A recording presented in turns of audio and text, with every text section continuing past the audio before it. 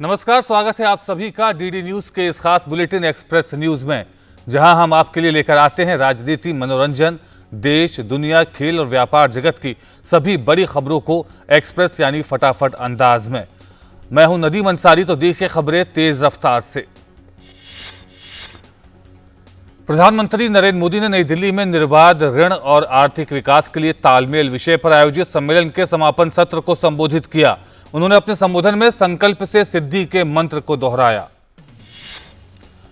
प्रधानमंत्री ने कहा कि भारत आज एक ऐसे मोड़ पर खड़ा है जहां नए कॉरपोरेट्स और स्टार्टअप अभूतपूर्व तरीके से आगे बढ़ रहे हैं और इस आकांक्षा को मजबूत करने की जरूरत है। पीएम ने बैंकों से कहा कि आप स्वीकृति प्रदान करने वाले हैं और सामने वाला आवेदक, आप दाता हैं और सामने वाला याचक। इस भावना को छोड़कर अब बैंकों को पार्टनरशिप का मॉडल अपनाना चाहिए। बैंकिंग क्षेत्र में हुए सुधारों का जिक्र करते हुए प्रधानमंत्री ने कहा कि सरकार ने बीते 6-7 साल में बैंकिंग सेक्टर में जो सुधार किए हैं, जिस तरह से समर्थन दिया है, उसकी वजह से बैंकिंग सेक्टर बहुत मजबूत स्थिति में है। पीएम ने कहा कि एनपीएस की समस्या को एड्रेस किया, बैंकों को रिकैपिटलाइज किया, उनकी ताकत को बढ़ाया। भारत सरकार के प्रोडक्शन लिंक्ड इंसेंटिव का जिक्र करते हुए कहा कि सरकार की कोशिश है कि उत्पादक विनिर्माता अपनी क्षमता को कई गुना तक बढ़ाएं। देश के दवा क्षेत्र ने पिछले कुछ सालों में खासतौर पर कोविड महामारी के दौर में दुनिया भर में अपना डंका बजवाया है। दवा क्षेत्र में इनोवेशन को बढ़ावा देने के लिए गुरुवार को 2 दिन चलने वाला पहला वैश्विक नवाचार शिखर सम्मेलन शुरू हुआ। सम्मेलन का उद्घाटन प्रधानमंत्री नरेंद्र मोदी ने किया। पीएम ने कहा कि भारतीय स्वास्थ्य सेवा क्षेत्र द्वारा अर्जित वैश्विक विश्वास के कारण भारत को दुनिया का फार्मेसी कहा जाने लगा है। उन्होंने कहा कि हमने इस साल लगभग 100 देशों को कोविड वैक्सीन की 65 मिलियन से ज्यादा डोज निर्यात की हैं। पीएम ने दुनिया को भारत में निवेश कर दुनिया के लिए दवाएं बनाने की अपील की। पीएम ने कहा कि हमारा विजन इनोवेशन के लिए एक इकोसिस्टम बनाना है। उन्होंने फार्मा सेक्टर में भी आत्मनिर्भर भारत पर जोर दिया। इस शिखर सम्मेलन में देश विदेश के फार्मा या दवा उद्योगों के प्रमुख सदस्यगण, निवेशक और Massachusetts institute of technology, John Hopkins institute, IIM Ahmedabad एवं अन्य प्रतिष्ठित संस्थानों के शोधकर्ता भाग ले रहे हैं। इस 2 दिवसीय शिखर सम्मेलन के दौरान 12 सत्र होंगे और 40 से भी अधिक राष्ट्रीय और अंतर्राष्ट्रीय वक्ता नियामकीय माहौल, नवाचार का वित्त पोषण या धनराशि की व्यवस्था करने, उद्योग, अकादमिक सहयोग और नवाचार संबंधी बुनियादी ढांचागत सुविधाओं सहित कई विषयों पर विचार विमर्श करेंगे। प्रधानमंत्री नरेंद्र मोदी ने आज सिडनी संवाद में मुख्य भाषण दिया। प्रधानमंत्री ने भारत में प्रौद्योगिकी विकास और क्रांति थीम पर अपने विचार व्यक्त करते हुए हिंद प्रशांत क्षेत्र में भारत की भूमिका को रेखांकित किया। पीएम मोदी ने कहा कि ये संवाद हिंद प्रशांत क्षेत्र उभरती डिजिटल दुनिया में भारत की केंद्रीय भूमिका को मान्यता देता है। प्रधानमंत्री ने कहा कि भारत में डिजिटल क्रांति लोकतंत्र, जनसांख्यिकी और अर्थव्यवस्था के पैमाने में निहित है। भारत में गांवों को भी इंटरनेट की कनेक्टिविटी से जोड़ा जा रहा है। आजादी का अमृत महोत्सव के तहत रक्षा मंत्रालय ने उत्तर प्रदेश के झांसी में राष्ट्र रक्षा समर्पण पर्व आयोजित किया, जिसमें देश की सैन्य ताकत का प्रदर्शन हो रहा है। बुधवार को शुरू हुए पर्व का समापन शुक्रवार को होगा। भारत के स्वतंत्रता संग्राम की एक महान राष्ट्रीय प्रतीक, बहादुरी और साहस के प्रतीक रानी लक्ष्मीबाई की जयंती पर समापन समारोह में प्रधानमंत्री नरेंद्र मोदी झांसी किले के प्रांगण में आयोजित एक भव्य समारोह में रक्षा मंत्रालय की कई नई पहलों को राष्ट्र को समर्पित करेंगे। पीएम रक्षा क्षेत्र में आत्मनिर्भर भारत को बढ़ावा देने के लिए औपचारिक रूप से स्वदेशी रूप से डिजाइन और विकसित किए गए उपकरणों को सशस्त्र बलों के सेवा प्रमुखों को सौंपेंगे। प्रधानमंत्री वायुसेना प्रमुख को लाइट कॉम्बैट हेलीकॉप्टर सौंपेंगे, जिसे हिंदुस्तान एरोनॉटिक्स लिमिटेड HAL ने डिजाइन और विकसित किया है। पीएम मोदी थल सेना अध्यक्ष को भारतीय स्टार्टअप द्वारा डिजाइन और विकसित किए गए ड्रोन UAV सौंपेंगे। इसके अलावा नौसेना अध्यक्ष को नौसेना के जहाजों के लिए निर्मित उन्नत इलेक्ट्रॉनिक वारफेयर सूट को सौंपेंगे, जिसे DRDO ने डिजाइन किया है। प्रधानमंत्री उत्तर प्रदेश रक्षा औद्योगिक गलियारे के झांसी खंड में 400 करोड़ रुपए की परियोजना का शिलान्यास करेंगे। प्रधानमंत्री 100 नए सैनिक स्कूलों की स्थापना की शुरुआत करने के साथ ही एनसीसी के सीमावर्ती और तटीय इलाकों में विस्तार की योजना, एनसीसी पूर्व छात्र संघ और एनसीसी कैडेटों के लिए सिमुलेशन प्रशिक्षण के राष्ट्रीय कार्यक्रम का शुभारंभ करेंगे। बुंदेलखंड के लोगों के लिए शुक्रवार का दिन काफी खास रहने वाला है। प्रधानमंत्री नरेंद्र मोदी महोबा को विकास की कई परियोजनाओं की सौगात देने वाले हैं। इन परियोजनाओं में अर्जुन सहायक परियोजना, रतौली वियर परियोजना, भवानी बांध परियोजना और मझगांव मिर्च छिड़काव परियोजना शामिल है। इनके पूरा हो जाने से महोबा, हमीरपुर, बांदा और ललितपुर जिलों में लगभग 65,000 हेक्टेयर भूमि की सिंचाई में मदद मिलेगी। बुंदेलखंड क्षेत्र के लिए लाइफलाइन मानी जाने वाली अर्जुन सहायक परियोजना से कई नदियों के जल को एकत्रित कर नहरों के द्वारा महोबा, हमीरपुर, बांदा के खेतों और गांवों तक पानी पहुंचाया जाएगा। पीएम झांसी के गरौठा में 600 मेगावाट के ultra mega solar power park की आधारशिला रखेंगे। इसका निर्माण 3,000 करोड़ रुपए से भी अधिक की लागत से किया जा रहा है और ये सस्ती बिजली एवं ग्रिड स्थिरता के रूप में दोहरे लाभ प्रदान करने में मदद करेगा। प्रधानमंत्री झांसी में अटल एकता पार्क का भी उद्घाटन करेंगे। इस पार्क का नाम पूर्व प्रधानमंत्री श्री अटल बिहारी वाजपेयी के नाम पर रखा गया है। ये पार्क 11 करोड़ रुपए से भी अधिक की लागत से बनाया गया है और ये लगभग 40,000 वर्ग मीटर क्षेत्र में फैला हुआ है। रक्षा मंत्री राजनाथ सिंह ने आज लेह में 1962 की जंग में हिस्सा लेने वाले सेना के जवानों को रेजांग ला में श्रद्धांजलि दी और उन्हें नया युद्ध स्मारक समर्पित किया। रक्षा मंत्री राजनाथ सिंह ने रेजांग ला में सैनिकों को संबोधित किया। उन्होंने अपने संबोधन में प्रधानमंत्री नरेंद्र मोदी के सशक्त नेतृत्व की सराहना की। साथ ही उन्होंने कहा कि हमारी सेना देश की एक-एक इंच जमीन की रक्षा के लिए लड़ेगी और जीतेगी भी। रक्षा मंत्री राजनाथ सिंह ने लेह में सेना की 13 कुमाऊं बटालियन के ब्रिगेडियर रिटायर्ड आरवी जतर से मुलाकात की। आरवी जतर ने 1962 के भारत चीन संघर्ष में बहादुरी से लड़ाई लड़ी थी। व्हील चेयर पर रिटायर्ड ब्रिगेडियर आरवी जतर को लेकर रक्षा मंत्री राजनाथ सिंह खुद आगे बढ़े। नवंबर 1962 में भारत और चीन के बीच बेमिसाल युद्ध लड़ा गया। इस युद्ध में कुमाऊं रेजिमेंट ने चीनी फौज का डटकर मुकाबला किया था। शिमला में आयोजित 82वें अखिल भारतीय पीठासीन अधिकारी सम्मेलन के समापन के दौरान लोकसभा अध्यक्ष ओम बिरला ने कहा कि देश के सभी विधानमंडलों में एक तरह की नियमावली हो। उन्होंने कहा कि विधानमंडलों को और अधिक सशक्त किया जाएगा ताकि विधानमंडल जनता के लिए और अधिक जिम्मेदार हो सके। लोकसभा अध्यक्ष ओम बिरला ने कहा कि संसद और विधानमंडल वन नेशन वन लेजिस्लेटिव की कार्य योजना बनाएंगे ताकि जनता को विधानमंडल की कार्रवाई की सारी जानकारी एक प्लेटफॉर्म पर उपलब्ध हो सके। लोकसभा अध्यक्ष ने विधानमंडल में उचित माहौल पर भी जोर दिया और कहा कि सदन में सकारात्मक चर्चा को भी प्रोत्साहित किया जाएगा। सूचना और प्रसारण मंत्री अनुराग सिंह ठाकुर ने भी सम्मेलन के समापन सत्र को संबोधित करते हुए देश में जारी टीकाकरण अभियान की सफलता पर खुशी जाहिर की। अनुराग सिंह ठाकुर ने कहा कि कार्यपालिका जवाबदेही सुनिश्चित करने का बेहतर मंच है और ये लोगों को अपनी बात रखने का अवसर देती है। भारतीय अंतर्राष्ट्रीय फिल्म महोत्सव इफ्फी 20 नवंबर से 28 नवंबर तक गोवा में आयोजित होगा। सूचना एवं प्रसारण मंत्री अनुराग ठाकुर ने बताया कि इस वर्ष Indian film personality of the year इस वर्ष फिल्म अभिनेत्री हेमा मालिनी और प्रसून जोशी को दिया जाएगा। अनुराग ठाकुर ने यह भी जानकारी दी कि इस आयोजन में पहली बार ओटीटी प्लेटफॉर्म भाग लेंगे। उनकी जो लोकप्रिय सीरीज है उनके कुछ अंश वहां पर दिखाए जाएंगे। सूचना एवं प्रसारण मंत्री ने बताया कि 75 क्रिएटिव माइंड्स के तहत चयनित 75 लोगों को भी भारत सरकार अपने खर्चे पर गोवा बुलाएगी। उन्हें वहां सीखने का मौका मिलेगा। संचार, इलेक्ट्रॉनिकी और सूचना प्रौद्योगिकी मंत्री अश्विनी वैष्णव मंत्रालय में राज्य मंत्री राजीव चंद्रशेखर ने cyber security grand challenge award वितरित किए। ये अवार्ड साइबर सिक्योरिटी में नई तकनीकों और स्टार्टअप्स को बढ़ावा देने के मकसद से शुरू किए गए हैं।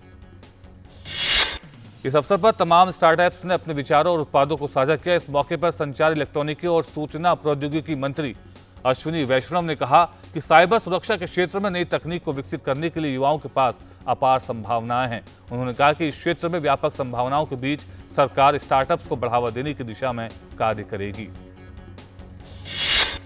विदेश मंत्री एस जयशंकर ने सिंगापुर के विदेश मंत्री विवियन वाला से मुलाकात की और दोनों देशों के बीच संबंधों को प्रगाढ़ बनाने पर चर्चा की। उन्होंने ट्वीट किया, एक महत्वपूर्ण रणनीतिक साझेदार के साथ उपयोगी चर्चा। आज शाम मेरी मेजबानी के लिए धन्यवाद। एफएम विवियन वाला, सिंगापुर के दृष्टिकोण हमेशा मूल्यवान होते हैं। भाजपा ने आज कहा कि पेट्रोल डीजल पर अभी तक 9 राज्यों ने वैट कम नहीं किया है। भाजपा प्रवक्ता गोपाल कृष्ण ने कहा कि केंद्र ने वैट कम करके लोगों को फायदा पहुंचाया है, पर कई राज्य वैट कम नहीं कर रहे हैं। नई दिल्ली के ललित कला अकादमी में पवन वर्मा शाहीन की तरफ से आजादी के नायकों पर बनाई गई पेंटिंग्स की प्रदर्शनी लगाई गई। कमल आर्ट्स की तरफ से आयोजित इस प्रदर्शनी में आजादी के दीवानों के करीब 30 पेंटिंग लगाई गई हैं, जिसे आजादी के 75वें साल के मौके पर 75 पेंटिंग तक पहुंचाना है।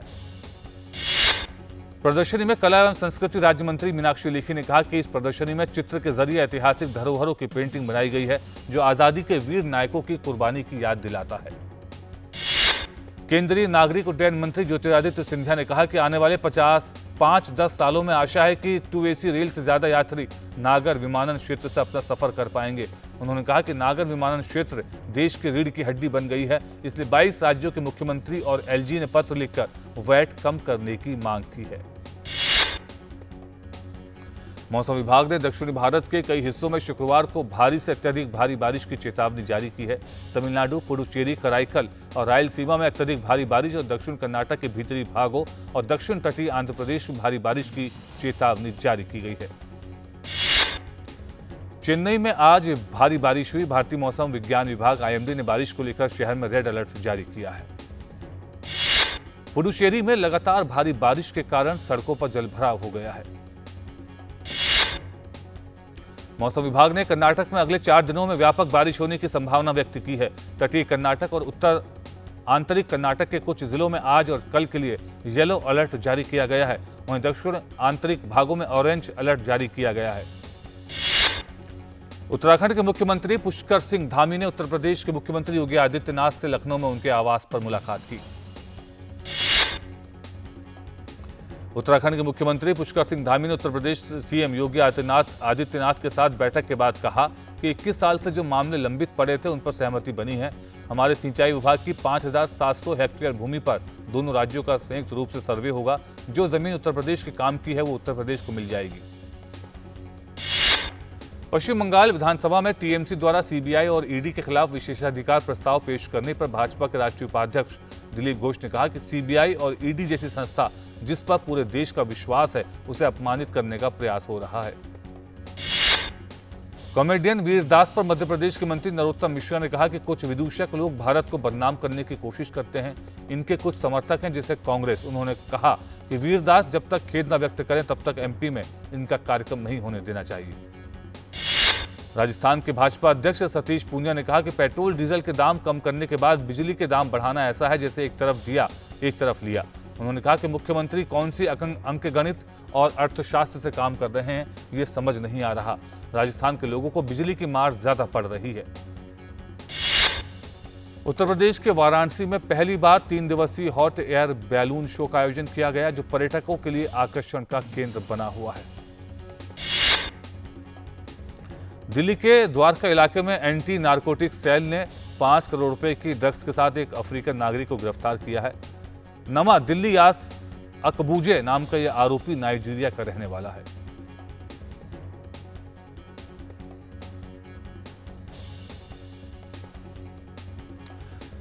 और एक्सप्रेस 100 में यहां रुकेंगे एक छोटे से ब्रेक के लिए। खबरें अभी और भी हैं, आप बने रहिए DT न्यूज के साथ। नमस्ते इंडिया, नमस्ते लैंड, मरहबन इलल हिंद, जरी इंडिया, सलाम इंडिया, नमस्ते इंडिया, नमस्कार भारत,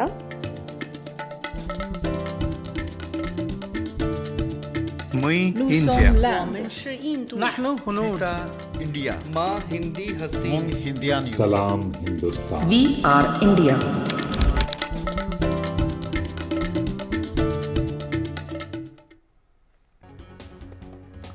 और ब्रेक के बाद एक बार फिर आपका स्वागत है एक्सप्रेस 100 में। राजधानी दिल्ली में वायु प्रदूषण की स्थिति अब भी गंभीर बनी हुई है। वायु गुणवत्ता और मौसम पूर्वानुमान और अनुसंधान प्रणाली के अनुसार दिल्ली का वायु गुणवत्ता सूचकांक 362 दर्ज किया गया। उत्तर भारत में सर्दी से कानपुर के चिड़ियाघर में प्रवासी पक्षियों का आना शुरू हो गया है। कानपुर चिड़ियाघर के अधिकारी ने बताया कि यहां अक्टूबर से मार्च तक साइबेरियन पक्षी बड़ी संख्या में आते हैं। इसके अलावा यहां 38 प्रजाति के प्रवासी पक्षी भी आते हैं। देश में कोविड रोधी टीकाकरण के तहत अब तक 115.18 करोड़ से ज्यादा टीकों की खुराक दी जा चुकी है। केंद्रीय स्वास्थ्य मंत्रालय के मुताबिक देश की 51.25% आबादी पूरी तरह टीकाकृत की जा चुकी है। देश भर में पिछले 24 घंटों में कोरोना के 11,191 नए मामले सामने आए। वहीं 11,242 लोगों के ठीक होने के बाद देश भर में सक्रिय मामलों की संख्या में रिकॉर्ड गिरावट दर्ज की गई। देश में फिलहाल सक्रिय मामलों की संख्या 1,28,762 है, जो कुल मामलों का 0.37% है। ये दर मार्च 2020 के बाद से सबसे कम है।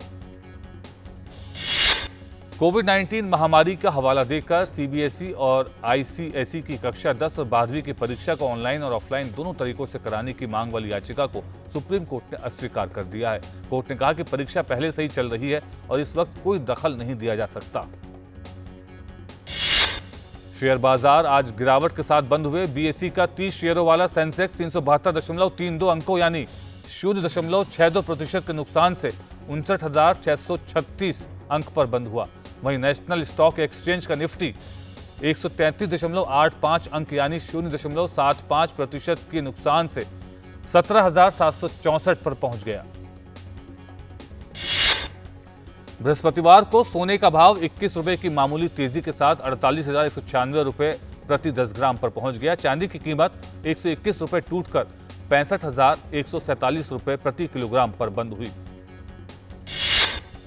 देशी बाजारों में डॉलर के कमजोर होने तथा कच्चे तेल की कीमतों में कुछ गिरावट आने से विदेशी मुद्रा विनिमय बाजार में गुरुवार को डॉलर के मुकाबले रुपया 4 पैसे की तेजी के साथ 74.24 प्रति डॉलर पर बंद हुआ। नागर विमानन मंत्री ज्योतिरादित्य सिंधिया ने कहा है कि अंतर्राष्ट्रीय उड़ानों के सामान्य तरीके से परिचालन के लिए अभी प्रक्रिया का आकलन किया जा रहा है। पिछले साल मार्च से कोरोना महामारी के बाद भारत से और भारत के लिए अनुसूचित अंतर्राष्ट्रीय उड़ानों का परिचालन बंद है। भारत 25 देशों के साथ एयर बबल व्यवस्था के तहत अंतर्राष्ट्रीय उड़ानों का परिचालन कर रहा है। रेटिंग एजेंसी इकरा ने चालू वित्त वर्ष की दूसरी तिमाही यानी जुलाई सितंबर के लिए देश की वृद्धि दर के अनुमान को बढ़ाकर 7.9% कर दिया है। सितंबर में सरकारी खर्च में उछाल को देखते हुए रेटिंग एजेंसी ने अपने अनुमान में ये बदलाव किया है। गुरुवार को डिजिटल भुगतान मंच पेटीएम की मूल कंपनी 197 कम्युनिकेशंस लिमिटेड की शेयर बाजार में सूचीबद्धता के पहले दिन निराशाजनक रही। कंपनी का शेयर दिन में कारोबार के दौरान अपने निर्गम मूल्य 2,150 रुपए पर करीब 27% टूट गया। गुरुवार को टेक दिग्गज गूगल ने भारत की बढ़ती डिजिटल अर्थव्यवस्था के लाभ को अधिक लोगों तक पहुंचाने के उद्देश्य से भारत के डिजिटल परिवर्तन यात्रा में मदद करने के लिए कई पहलों की घोषणा की है। बहुराष्ट्रीय प्रौद्योगिकी कंपनी एप्पल भारत में उल्लेखनीय निवेश करने के साथ अपने कार्यबल, ऐप्स और आपूर्तिकर्ता भागीदारों के जरिए करीब 10 लाख नौकरियां देगा। कंपनी के उपाध्यक्ष प्रिया बालासुब्रमण्यम ने बृहस्पतिवार को यह बात कही। Real estate company Macrotech developers ने संस्थागत निवेशकों को शेयरों की बिक्री के जरिए 4,000 करोड़ रुपए जुटाए हैं। कंपनी इस राशि का इस्तेमाल कारोबार विस्तार तथा अपना कर्ज का बोझ कम करने के लिए करेगी। सेमीकंडक्टर की किल्लत होने से आपूर्ति बाधित होने के कारण इस बार त्योहारी मौसम पर वाहनों की खुदरा बिक्री 18% तक गिर गई। मोटर वाहन डीलरों के महासंघ फाडा ने बृहस्पतिवार को कहा कि वाहन बिक्री के लिए सबसे मुफीद माने जाने वाले त्योहारी मौसम में भी इस साल खुदरा बिक्री कम रही। टेक्सास स्थित अमेरिकन एयरलाइंस भारत में 10 सालों के एक बार फिर से कदम रखने जा रहा है। टेक्सास स्थित अमेरिकन एयरलाइंस विशेष रूप से मुंबई को अमेरिका से नॉन स्टॉप सर्विस के जरिए जोड़ने की कोशिश कर रहा है। Alliance of digital India foundation ADIF ने गुरुवार को भारत में एक प्रतिस्पर्धी डिजिटल मार्केट प्लेस सुनिश्चित करने के लिए US आधारित कोएलिशन फॉर ऐप फेयरनेस के साथ सहयोग की घोषणा की है। मेटा के स्वामित्व वाला फोटो शेयरिंग प्लेटफॉर्म इंस्टाग्राम कथित तौर पर इस साल के अंत तक अपने stand alone messaging app threads को बंद कर रहा है। एपिक गेम्स ने हाल ही में घोषणा की कि वो वीडियो गेम फोर्टनाइट के चीनी संस्करण फोर्टेस नाइट को बंद कर देगा और अब डेवलपर्स ने आधिकारिक तौर पर घोषणा की कि वो गेम के सर्वर को बंद कर रहे हैं। अमेरिका के रक्षा मंत्री लॉयड ऑस्टिन ने रूस यूक्रेन विवाद पर चिंता जताते हुए कहा कि दोनों देशों की गतिविधियों पर अमेरिकी सरकार की नजर है। लॉयड ऑस्टिन ने रूस से आग्रह करते हुए कहा कि पुतिन को इस मामले पर पारदर्शी रवैया अपनाना चाहिए। कनाडा ने अपने ब्रिटिश कोलंबिया प्रांत में एक बड़े तूफान के बाद रेल और सड़क संपर्क टूट जाने और बाढ़ के हालातों को देखते हुए आपातकाल की स्थिति घोषित कर दी है। कनाडा ने राहत और बचाव के काम के लिए सेना को उतारा है। अमेरिका के पूर्व राष्ट्रपति डोनाल्ड ट्रंप के समर्थक जैकब चांसलर को अमेरिकी संसद भवन में हुई हिंसा के मामले में 41 महीने की सजा सुनाई गई है। जैकब चांसलर को सितंबर महीने में दोषी ठहराया गया था। बेलारूसी प्रवासी संकट के बीच एस्टोनियाई सरकार ने बुधवार को अपने 1700 रिजर्व सैनिकों को रूस से सटी सीमा पर 40 किलोमीटर लंबा रिजर्व वायर बैरियर स्थापित करने के लिए उतारा। यूरोपीय संघ ने बेलारूस पर मध्य पूर्व अफ्रीका के प्रवासियों को यूरोप में घुसपैठ के लिए प्रोत्साहित करने का आरोप लगाया है। यूरोपीय यूनियन अब मानव तस्करी में शामिल ट्रैवल एजेंटों और एयरलाइनों पर प्रतिबंधों की तैयारी कर रहा है। यूरोपीय संघ में घुसने की कोशिश में पोलैंड बेलारूस सीमा पर जुटे करीब 1000 प्रवासियों को बेलारूस ने हटाकर एक अस्थायी कैंप में स्थानांतरित किया है। धार्मिक स्वतंत्रता का उल्लंघन करने के लिए अमेरिकी विदेश मंत्री एंटनी ब्लिंकन ने पाकिस्तान को country of particular concern CPC के रूप में फिर से नामित किया है। उन्होंने तालिबान को एक विशेष चिंता की इकाई के रूप में पुनः ब्रांडेड किया है। डॉन न्यूज की रिपोर्ट में इसकी जानकारी दी गई। ब्रिटेन का F-35 लड़ाकू विमान भूमध्य सागर में नियमित ऑपरेशन के दौरान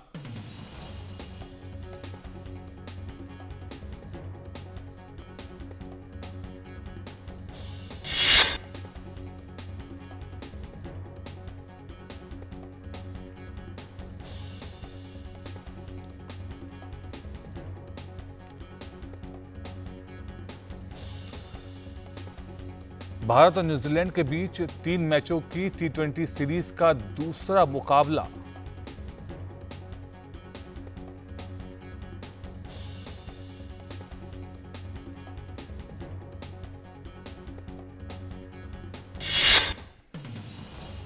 भारत और न्यूजीलैंड के बीच 3 मैचों की T20 सीरीज का दूसरा मुकाबला शुक्रवार को रांची में खेला जाएगा। भारतीय टीम ने पहले मैच में न्यूजीलैंड के खिलाफ 5 विकेट से जीत दर्ज की है। एशियाई तीरंदाजी चैंपियनशिप में भारत की ज्योति सुरेखा ने महिला वर्ग का निजी कंपाउंड स्वर्ण पदक जीतने में कामयाबी पाई। ज्योति ने फाइनल में दक्षिण कोरिया की ओ यूयुन को मात दी।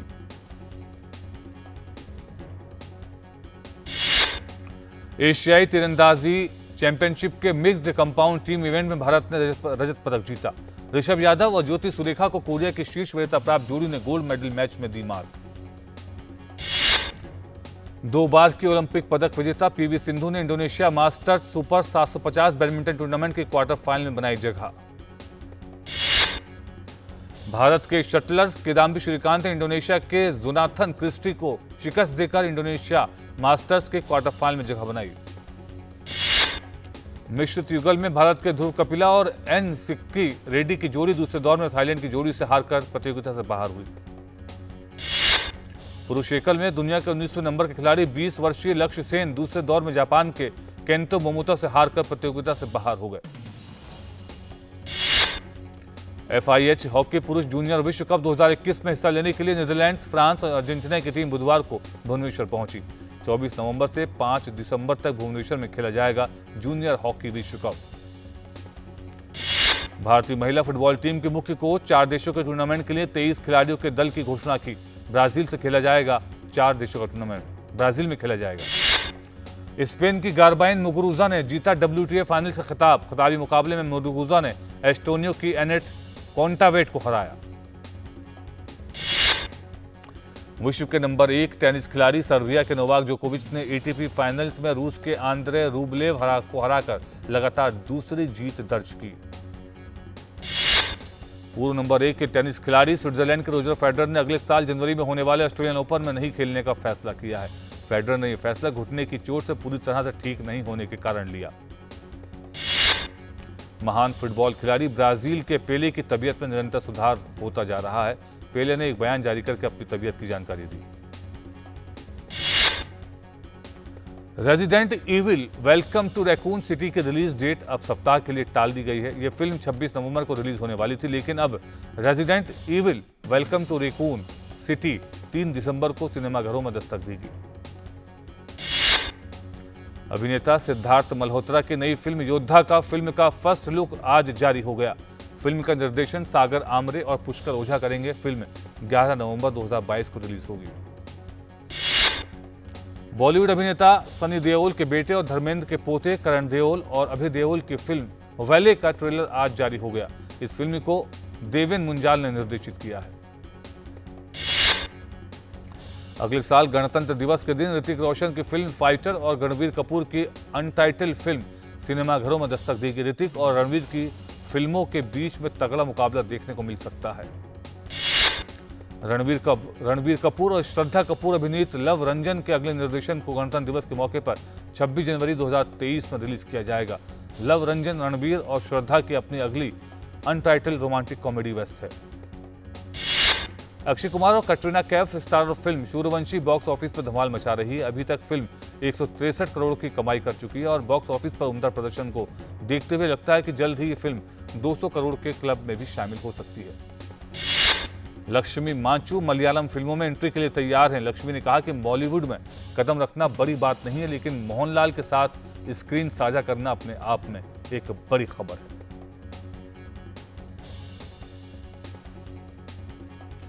और इसी के साथ एक्सप्रेस 100 में फिलहाल इतना ही। हमारी पूरी टीम को दीजिए अनुमति। नमस्कार।